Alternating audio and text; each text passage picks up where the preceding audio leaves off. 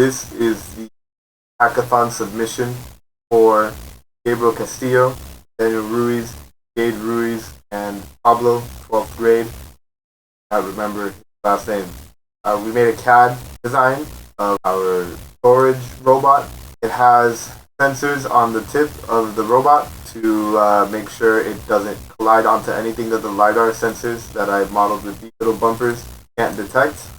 There's also one on the back because of the way the arm moves. When it comes to the electronics, there is a battery lodged into the drive base. There is a radio that can connect to a controller or information center, for lack of better words. And for the battery, for the brain itself, I had to remove all the physical components and leave only the part that plugs into the battery, the electronics, and the electronics of the brain, and the part that connects to the battery. Same goes for the motors. The motors are held in by the chassis itself. The chassis is not made with Vex pieces. It is printed, so it would be printed or CNC if you want to make it metal, and that allows me to remove anything that I do not need in the design and only use electronic necessary components. There is 4 motors, 1 for each wheel on the chassis, and 1 motor in the middle for the rotating arm. So arm can rotate in any direction. Hard to control because but it can rotate in absolute direction. It goes full 360. It can spin back and forth. If I can get it to work. I could not get it to work, but it can spin back and forth using 6 motors.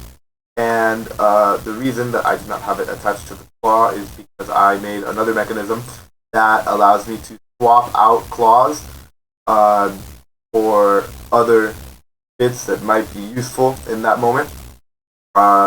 This screw works like a CNC machine, not swappable bits, where it itself is not connected to the machine, rather it is screwed on.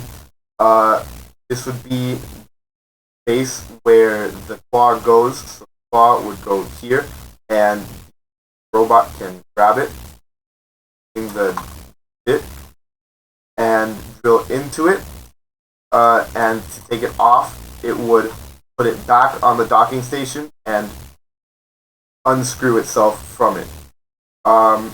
Bit of the robot, how it works is that it has a piece over here that has cables connected to it.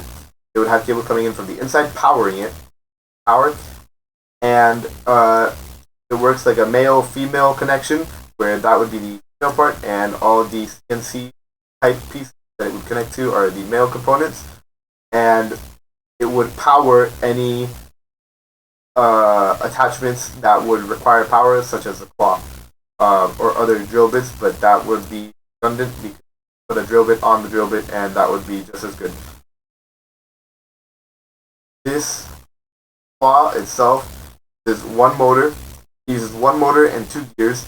It has a sensor in the front for the barcode, and it has another sensor on top of it for the color of the piece that it is sorting. These are the 2 pieces that I use to represent LED sensors, and it uses 2 gears and 1 motor. I already said the motor. 2 gears to make the claw turn at the same time.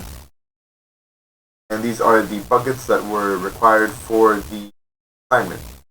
Like I mentioned at the beginning, there is LiDAR scanners, and the issue with the LiDAR scanners is that since the LiDAR scanners rotate at a full 360-degree angle, this one would be blocked off by the bar constantly, the way the robot is designed. Meaning I would have to add this LiDAR scanner to compensate for the one that cannot see everything else. The same can be said for the LiDAR scanners in the front of the robot, where one can only see up and the other one can only see down. And there are situations where the claw is positioned that none of these two what's going on up here, or it is too far away, and therefore I needed to compensate by adding two more. The bumpers I touched up on at the beginning, but I do need to say again, LiDAR scanners cannot detect everything, so the bumpers compensate for what the LiDAR scanners cannot reach. And like I mentioned in the beginning, this does go out of the bounds of the chassis, so it would need a bumper to compensate for that.